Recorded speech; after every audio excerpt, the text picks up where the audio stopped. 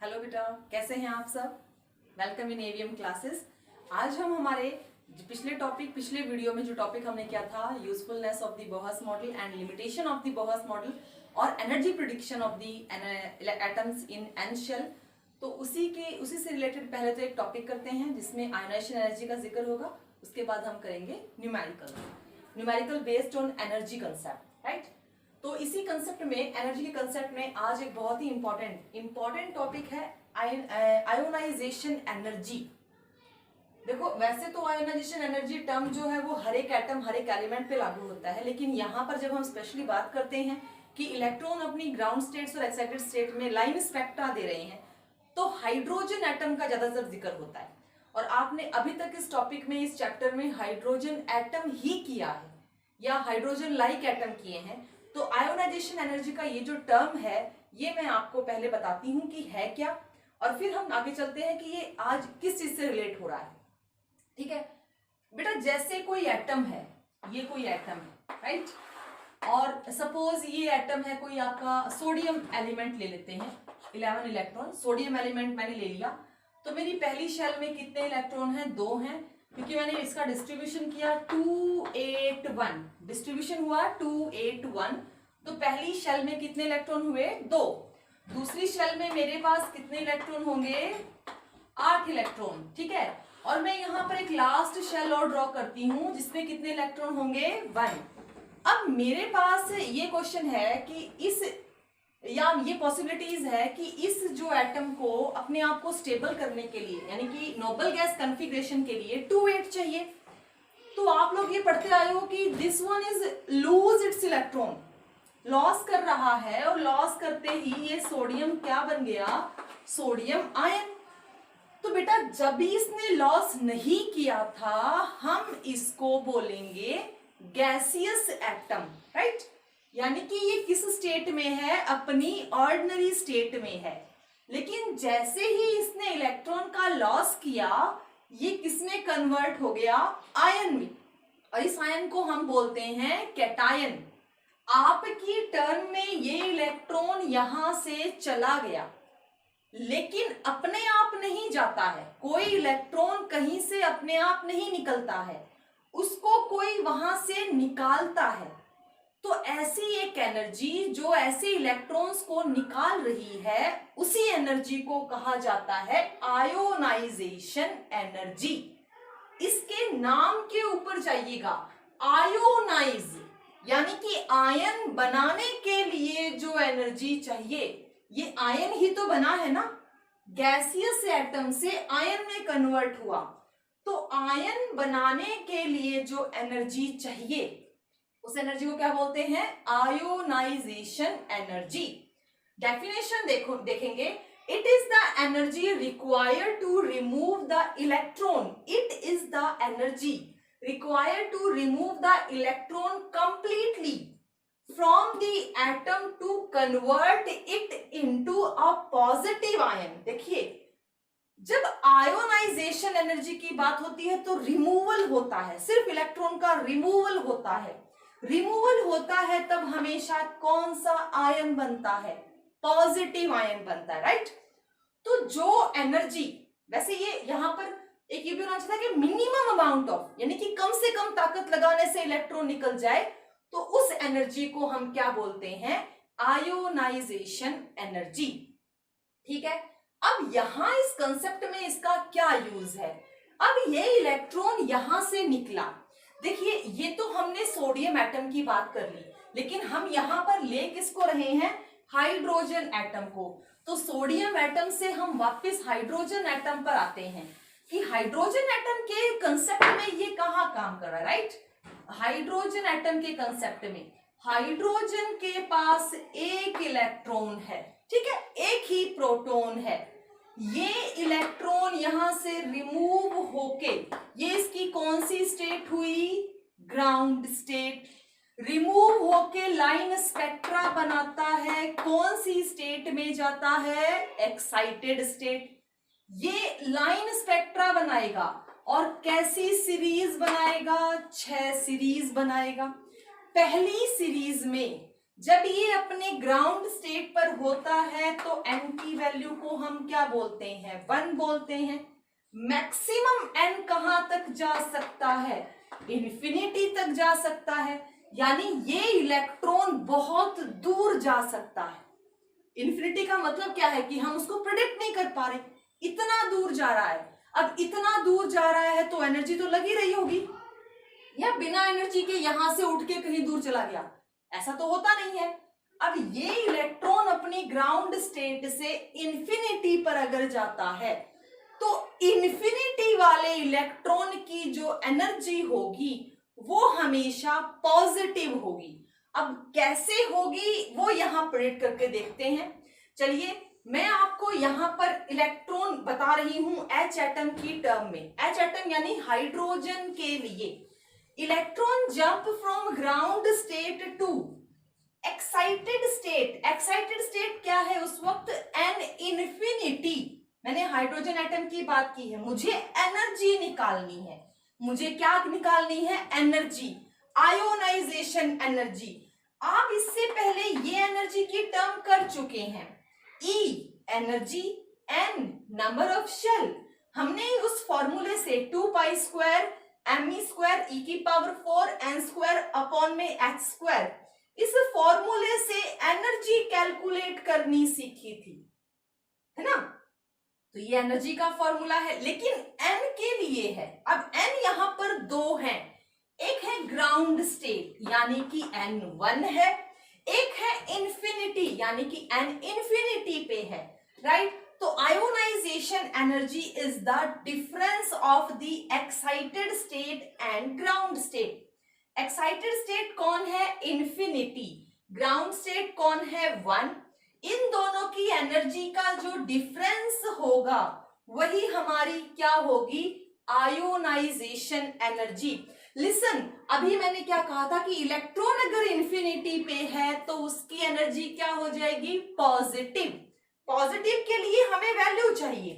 Infinity तक जाते जाते जाते जाते इस इलेक्ट्रॉन की अपनी ताकत, फोर्स ऑफ अट्रैक्शन 0 हो जाता है, मतलब बहुत दूर चला गया। ये समझ लीजिए हमारी अर्थ के आउटर मोस्ट सरफेस से अगर हम कुछ बाहर यूनिवर्स में फेंकते हैं तो उससे अर्थ का कांटेक्ट क्या रहेगा, 0। अर्थ उसको अट्रैक्ट नहीं करेगा। तो ऐसे ही जब इलेक्ट्रॉन को हम इससे बहुत दूर ले जाते हैं तो न्यूक्लियस उसको नहीं अट्रैक्ट कर सकता, तो उस पर एनर्जी आप कितनी ही लगाइए उससे न्यूक्लियस को फर्क नहीं पड़ता, तो एनर्जी क्या हो गई, 0। रिमेंबर दैट, जब इलेक्ट्रॉन इंफिनिटी पर जाता है तो उस पर एनर्जी क्या लगेगी, 0, ठीक है। तो इलेक्ट्रॉन जब इंफिनिटी पे होगा तो एनर्जी क्या लगेगी, 0, और इलेक्ट्रॉन जब पहली स्टेट में होगा तो एनर्जी वो लगेगी जो हमने कैलकुलेट करनी सीखी है।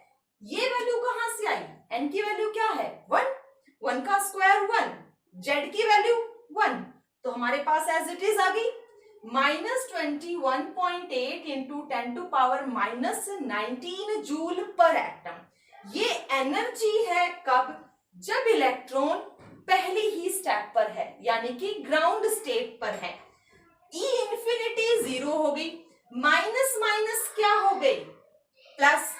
तो ये जो आंसर आया ये क्या है, आयोनाइजेशन एनर्जी।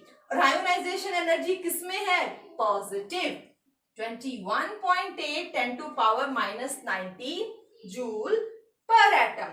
ये हमने हाइड्रोजन के लिए निकाली जहां पर Z कितना होता है, 1, ठीक है। ग्राउंड स्टेट क्या रही, 1, और हमने एक्साइटेड स्टेट कौन सी ली, इंफिनिटी। हम जब भी आयोनाइजेशन एनर्जी कैलकुलेट करेंगे इंफिनिटी से ही करेंगे। ऐसे ही आते हैं H लाइक एटम्स पर। अगर हाइड्रोजन जैसे कुछ एटम हो तो क्या करना है, इंफिनिटी हमारी 0 रहेगी, इवन क्या रहेगी, वही रहेगी जो हम हाइड्रोजन के लिए ले रहे हैं। मैंने यहां लिखा हुआ है ionisation energy for hydrogen into में Z स्क्वायर। देखिए इतना हिस्सा रख लिया, मतलब इतना हिस्सा मैंने वहां उठाकर रख लिया, यही वाला आंसर आया था ना माइनस में, इतना वाला हिस्सा उठाकर रख लिया इनटू में Z स्क्वायर। जेड स्क्वायर क्यों रखा? क्योंकि एच लाइक एटम्स है, एच नहीं है, एच लाइक एटम्स है।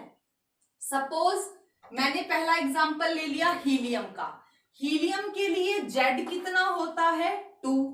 अब हीलियम के लिए जेड होता है तो ये मेरा फॉर्मूला आ गया ionisation energy for H like atom, Z square into में आई ionisation energy for hydrogen, ionisation for energy for hydrogen into में जेड स्क्वायर।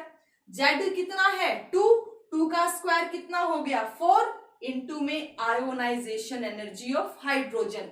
ये आपको सिंबॉलिकली बता रखा है, आप एक्चुअल में ये वैल्यू वहां रखेंगे, right?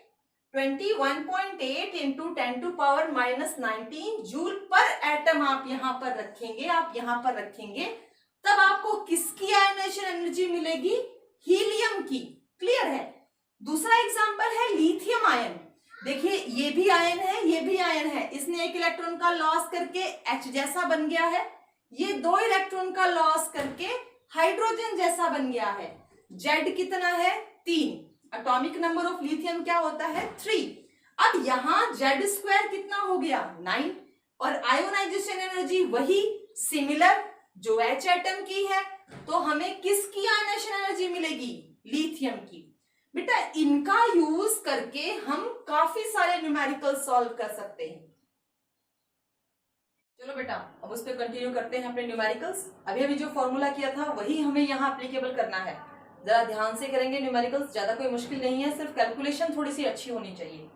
Calculate the energy associated with the first orbit of helium, what is the radius of that Bohr's orbit. देखो 2 चीजें कैलकुलेट करनी है, एक तो एनर्जी कैलकुलेट करनी है बोहर्स फर्स्ट ऑर्बिट की।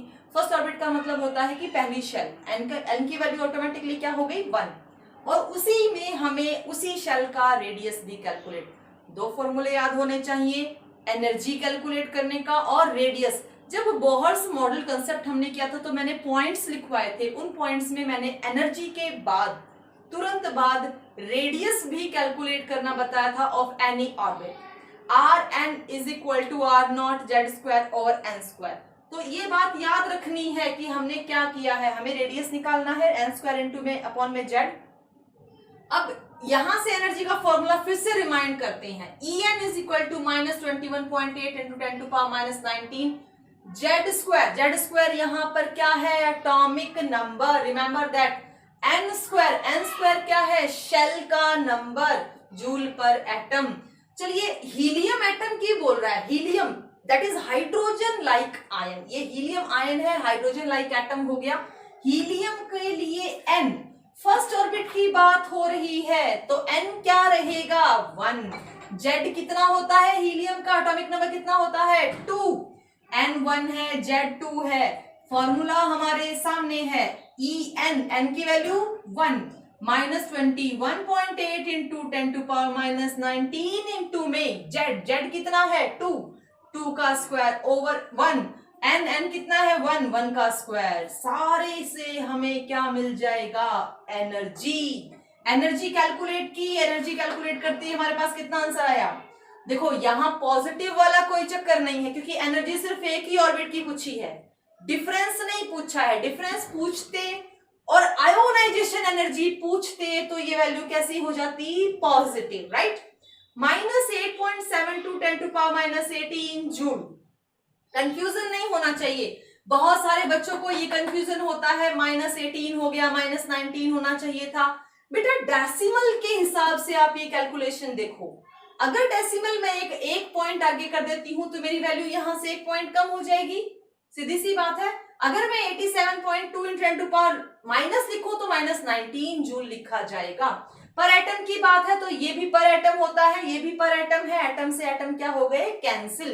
तो एनर्जी किस में आई है? जूल में, राइट? ये तो थी एनर्जी। अब हम निकाल रहे हैं radius of H like helium atom. पहले ही ऑर्बिट का रेडियस निकालना है, फॉर्मूला आपके सामने है, Rn इज इक्वल टू 0.0529। देखिए ये नैनोमीटर में वैल्यू है, हो सकता है आपको ये वैल्यू पिकोमीटर में मिले, हो सकता है ये वैल्यू आपको आर्मस्ट्रॉन्ग में मिले, ये नैनोमीटर में वैल्यू है। R1 N की वैल्यू 1, 0.0529 एंड Z की वैल्यू 2, n कितना है 1 का स्क्वायर नैनोमीटर। पूरे को सॉल्व किया हमने तो r की वैल्यू कितनी आ गई 0.02645 नैनोमीटर। तो ये हीलियम एटम के लिए था बेटा। हमें दो चीजें कैलकुलेट करनी थी, एनर्जी कैलकुलेट करनी थी, रेडियस कैलकुलेट करना था। हमने ये दोनों कैलकुलेट कर लिए। एक और क्वेश्चन है ऐसा ही, हम उसके पास आते हैं। Calculate the velocity of electron in the first orbit of hydrogen atom. Velocity calculate करनी है हाइड्रोजन एटम की, वेलोसिटी कैलकुलेट करनी है। आपको ये फॉर्मूला भी एनर्जी के साइमल्टेनियसली ही मिला था। आपको गिवन है कुछ, यहाँ पर आपको रेडियस गिवन है स्टेशनरी स्टेट का, आपको प्लैंक्स कांस्टेंट गिवन है, आपको मास ऑफ इलेक्ट्रॉन गिवन है, आपको 1 जूल का कन्वर्जन गिवन है। 1 जूल का कन्वर्जन ये भी हो सकता है 1 किलो जूल मीटर स्क्वायर पर सेकेंड स्क्वायर। कैसे होगा अभी बीच में ही हम आपको इसके बारे में बता देंगे। देखिए यहाँ पर एक नया फॉर्मूला हमें दिख रहा है, ये है एंगुलर मोमेंटम को लेकर। एंगुलर मोमेंटम, हालांकि अभी ये काफी बच्चों के लिए नया वर्ड है एंगुलर मोमेंटम। ये हम करेंगे अभी जब हम डी ब्रॉय इक्वेशन करेंगे, या डी ब्रॉय इक्वेशन जो वेवलेंथ हमने की है उसको हम ड्यूअल नेचर के साथ कंपेयर करेंगे तो हम ये फॉर्मूला भी करेंगे। तो एक बार इसको यहाँ पर रिमेम्बराइज कर लीजिए। MVR एंगुलर मोमेंटम, MVR मास वेलोसिटी रेडियस, NH/2π। ठीक है, ये रिलेशन होता है हमारे एटम की इलेक्ट्रॉन की जो मूवमेंट है वो वेव की फॉर्म में भी पार्टिकल की फॉर्म में भी सर्कुलर मोशन जो करता है हम उसको एंगुलर मोमेंटम की टर्म में यहाँ पर बात करेंगे। तो इस फॉर्मूले से ही रीअरेंज करने पर हमें क्या मिलेगी वेलोसिटी। मैंने यहाँ पर v रखा, यहाँ पर आ गया NH/2πmr। बेटा सारी वैल्यूज हमें गिवन है, राइट। फर्स्ट ऑर्बिट के लिए बोला है तो n की वैल्यू क्या हो गई 1। रिमेंबर दैट n की वैल्यू वही होगी जो आपको ऑर्बिट कंसिडर करने के लिए बोला गया है। आप सारी वैल्यूज पुट करेंगे, n की वैल्यू हो गई 1, h हो गया 6.626 10⁻34 जूल सेकेंड, 2 पाई की value 3.14, mass of electron 9.11 10⁻31 kg और r 0.529 10⁻10 मीटर। देखिए मीटर में कन्वर्ट किया है मैंने, क्वेश्चन में किस में दे रखा है आंगस्ट्रॉन्ग में, आपको कन्वर्जन आता है। आंगस्ट्रॉन्ग को अगर आप मीटर में कन्वर्ट करते हैं तो you have to write 10⁻10 metre, right. लेकिन एनर्जी जो है वो किस फॉर्म में है 1 kilo joule metre square second square. अब इसी कन्वर्जन को देखते हैं। एनर्जी यानी कि 1 जूल क्या होता है वर्क डन, ये कन्वर्जन है थोड़ा सा। वर्क डन, वर्क डन किसको बोलते हैं force into distance, force into distance. अच्छा फोर्स क्या होती है मास इनटू एक्सेलरेशन। मैंने फोर्स की वैल्यू रखी मास इनटू एक्सेलरेशन और डिस्टेंस मल्टीप्लाई में हो गया।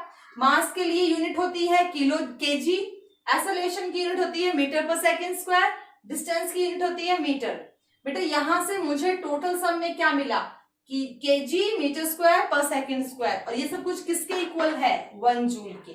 तो यहां से मैं 1 जूल को कन्वर्ट कर सकती हूँ आसानी से। तो मुझे जब ये वैल्यूज में पुट करूंगी तो मुझे किसकी वैल्यू मिल रही है वेलोसिटी की। तो वेलोसिटी की वैल्यू कितनी आएगी मेरे पास सारे को कैलकुलेट करने पर 2.189 10⁻6 metre per second. All of the units have been cancelled because energy की जो वैल्यू है वो मुझे किस टर्म में मिली 1 जूल किस टर्म में मिला। मैंने यहां पर 1 जूल को कन्वर्ट कर लिया, ध्यान दीजिएगा यहां पर 1 जूल को कन्वर्ट किया तो केजी मीटर और ये यूनिट लेस है, ये सब आपस में क्या हो गए कैंसिल। तो मुझे क्या मिल रहा है किस रूप में मिल रही है मीटर पर सेकेंड में। यूनिट्स का भी बहुत ध्यान रखना है। Now this is the velocity for the electron of first orbit of H atom. Further we discuss more and more practice questions and take your doubt session.